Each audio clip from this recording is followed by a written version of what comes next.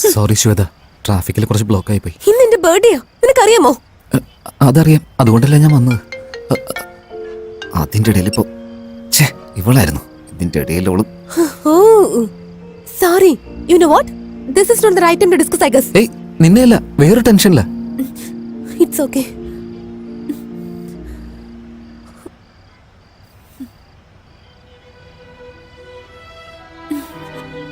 ഇനി എനിക്ക് പറ്റില്ല, എനിക്കിനി വെയിറ്റ് ചെയ്യാൻ പറ്റില്ല. ഇതുപോലുള്ള കാര്യങ്ങളെല്ലാം boys come forward. It's a rule. റൂളാ?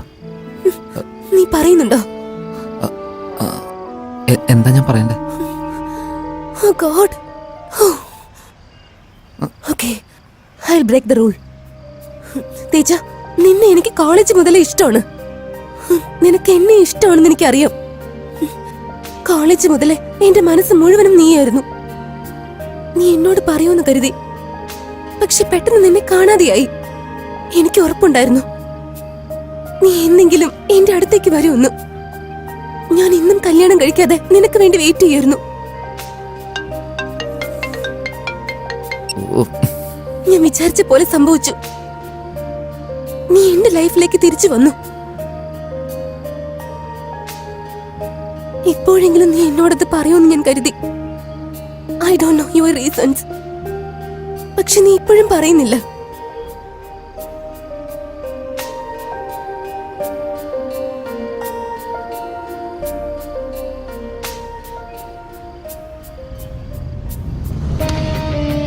Teacher, I love you. I want you in my life. Will you marry me? Teja, this is the last time I'm asking you.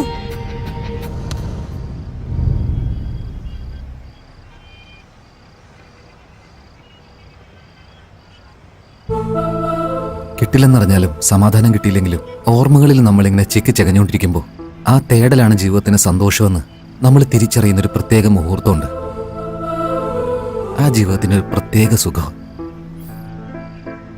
ആ തേടിക്കൊണ്ടിരിക്കുന്നതിലാണ് ജീവിതത്തിന്റെ ആനന്ദം. മനുഷ്യന്റെ മനസ്സിൽ വിശ്വാസമുള്ള കാലം വരെ അവൻ ഒരിക്കലും വിഷമങ്ങളുണ്ടാവില്ല. പ്രപഞ്ചത്തിന്റെ രഹസ്യങ്ങൾ മുഴുവൻ സ്നേഹത്തിലാണ് അടങ്ങിയിരിക്കുന്നത്. ഓരോ ദിവസവും ആനന്ദിക്കാൻ ജീവിതത്തിന്റെ യാത്ര. I don't understand.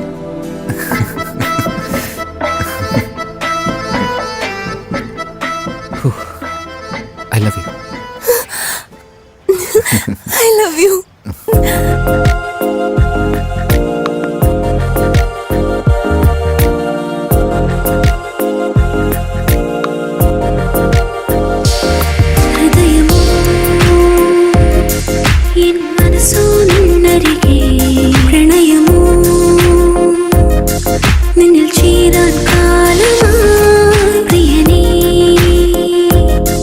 in Narigi ni varu in pranani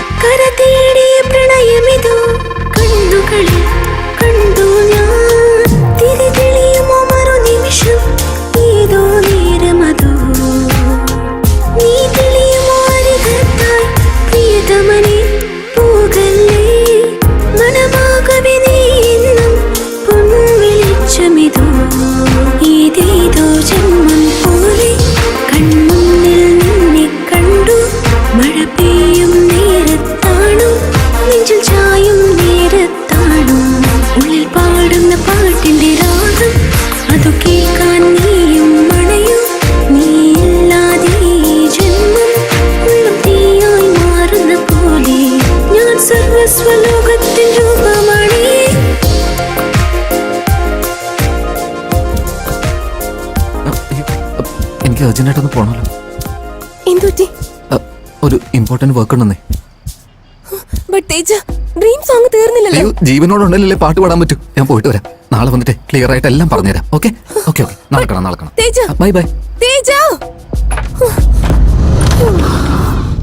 ശ്രുതി, ശ്രുതി, ചണ്ടി, ഇവരിത് എവിടെ പോയി?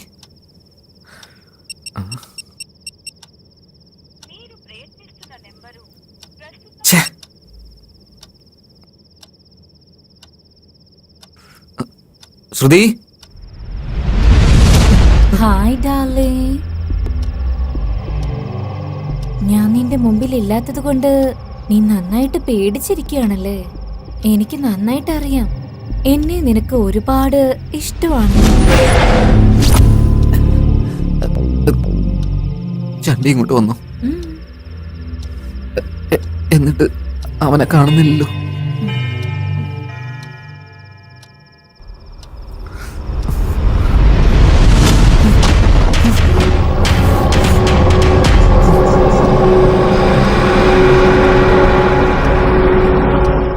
വേണ്ടെന്ന് പറഞ്ഞിട്ട് കൂടി ഇവൻ ഏതോ ഡെവിളിന്റെ പടം ഇട്ടു.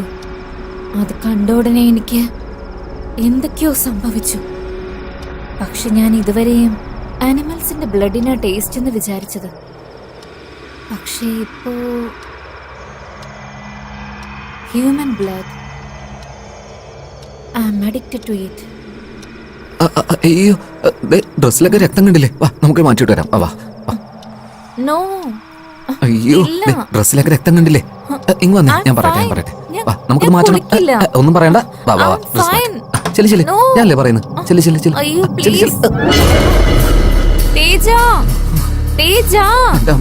നിനക്ക് പ്രാന്താണോടി? കൊന്നു കളഞ്ഞില്ലേ അവനെ? എന്റെ ഒരു ഫ്രണ്ട് ആയിരുന്നില്ലേ അവൻ? അവനെ കൊന്നു കളഞ്ഞില്ലേ നീ? ഇത് ആരോടാ പറയാ? നിന്നെ ഞാൻ വിടില്ലടി. നീ എന്റെ കൈ കൊണ്ട് ചാവും. എന്തെങ്കിലുമൊക്കെ ചെയ്യും. തേജ, കഥക് തുറക്ക്. I am ready. Teja, Teja.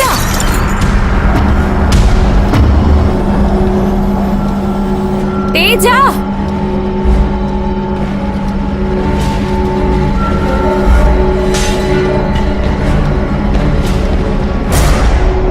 Teja.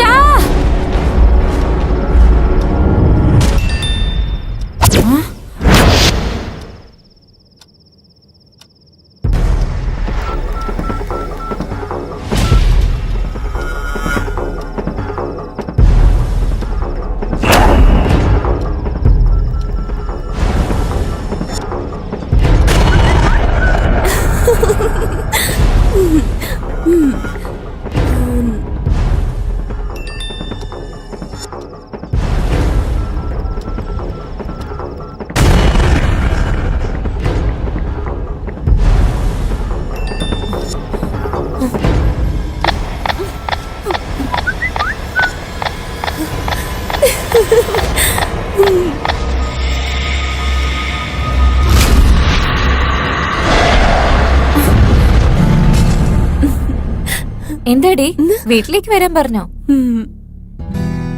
Good development.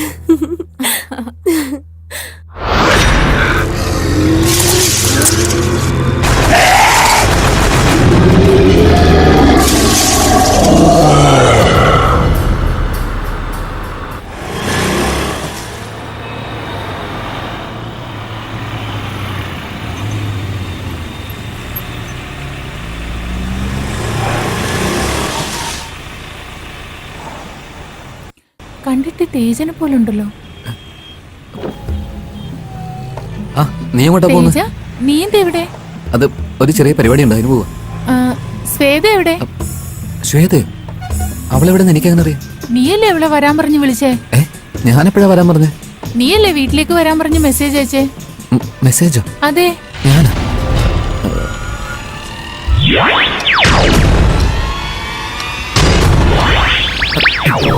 Ramya പറഞ്ഞത് കേട്ട ഉടനെ അവന്റെ ബ്രെയിൻ ബ്ലാസ്റ്റ് ആയി.